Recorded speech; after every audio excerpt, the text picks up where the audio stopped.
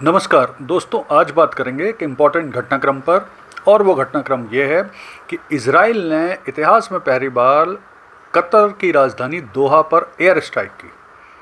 ये एक बहुत ही महत्वपूर्ण अंतर्राष्ट्रीय घटनाक्रम है। और ये जो नेपाल का घटनाक्रम है या जो ट्रम्प के टैरिफ हैं और जो यूक्रेन और रूस वॉर चल रहा है, उसमें ये खबर को उतनी महत्व नहीं मिला जितना इसकी इम्पोर्टेंस है। देखिए, इतिहास में पहली बार इजराइल ने कतर की राजधानी दोहा पर एयर स्ट्राइक की, 12 स्थानों पर एयर स्ट्राइक की है। और ये एयर स्ट्राइक की है उन्होंने हमास के लीडर्स को मारने के लिए।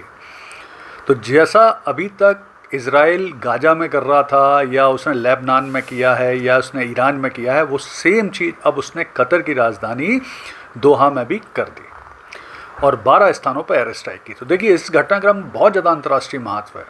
और सबसे बड़ी चीज़ तो है, तो ये घटनाक्रम ने पूरी तरह से कतर को शॉक्ड में डाल दिया, मतलब शॉक में डाल दिया है कि ये क्या हो गया उनके साथ। तो आइए इस पूरे घटनाक्रम का विश्लेषण करते हैं, क्योंकि इम्पॉर्टेंट चीज़ ये है कि कतर एक बहुत ही महत्वपूर्ण एलाई है अमेरिका का गल्फ़ में, तो उसे कभी उम्मीद ही नहीं होगी।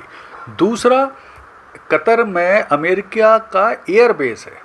तीसरी चीज़, कतर में कतर जो एयर डिफेंस सिस्टम यूज़ करता है पैट्रियट, वो अमेरिका का ही दिया हुआ है।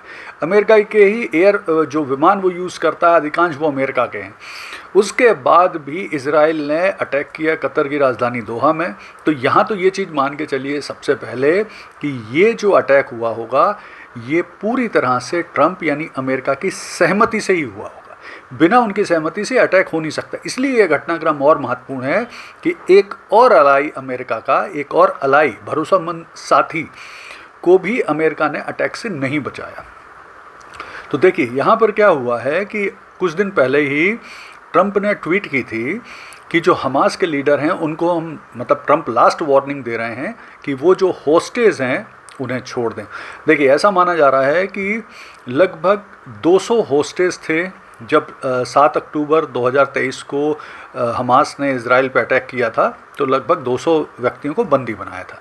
उसमें से 150 या तो छुड़ा लिए गए हैं या मर गए हैं। 50 से 60 होस्टेज ऐसा माना जा रहा है कि अभी भी हमास के पास हैं। हालांकि ये जो संख्या है ये अलग अलग है, कहीं इसको 20-25 बोला जाता है, कहीं 40-45 या 50-60, तो ये अलग अलग है। लेकिन ऐसा है कि लगभग 50 के आसपास होस्टेज हो सकते हैं, जिनको ट्रंप बार बार बोल रहे हैं हमास से कि आप इन्हें सौंप दें और सरेंडर करें। लेकिन हमास ने इस बात का कोई जवाब नहीं दिया।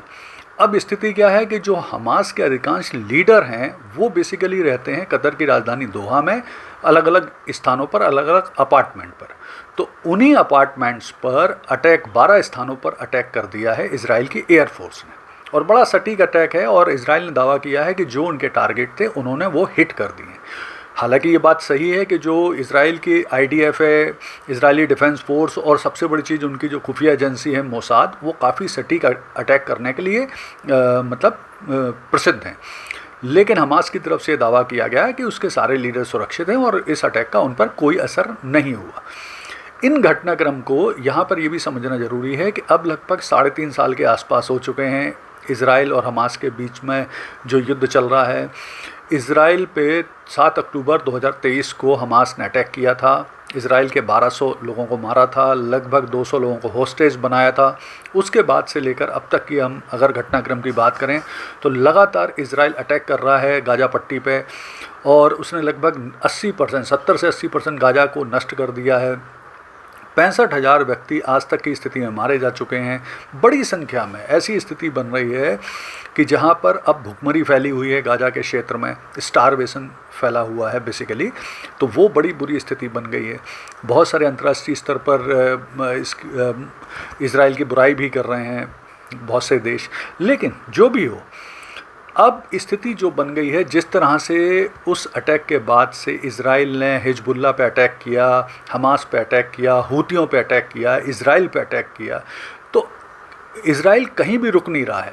वो लगातार बदले ले रहा है, लगातार अटैक कर रहा है आसपास के रीजन में स्थित जो देश हैं और उनको प्रेशर में। लेकिन ये किसी ने भी नहीं सोचा था, स्पेशली कतर तो ये कभी सोच भी नहीं सकता था कि उस पर इजराइल अटैक कर सकता है।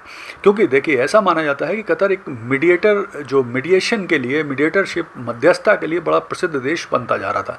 जब अमेरिका अफगानिस्तान से निकला तो वो बातचीत भी कतर में दोहा में हुई थी। इसके बाद आपको पता ही अब की 1.5-2 साल पहले वहाँ पे फीफा वर्ल्ड कप भी हुआ था। एक बहुत ही प्रसिद्ध स्थान बन गया है कतर, जो मीडिएटरशिप के लिए प्रसिद्ध है। हालांकि इसकी आबादी सिर्फ 30 लाख के अंदर ही है, लेकिन तब भी अंतर्राष्ट्रीय स्तर पर बहुत ही प्रसिद्ध देश है। आसपास के देशों से इसके इजराइल से अच्छे संबंध हैं, गैस पे बेस देश है। लेकिन जो अभी स्थिति बन गई है उसके हिसाब से कतर शॉक में होगा, और ये मैसेज है पूरे अलाइज को, विशेष तौर पे जो खाड़ी क्षेत्र में अलाई हैं या दुनिया भर में जो अलाई हैं अमेरिका के, कि अमेरिका पर वो पूरी तरह से ट्रस्ट नहीं कर सकते।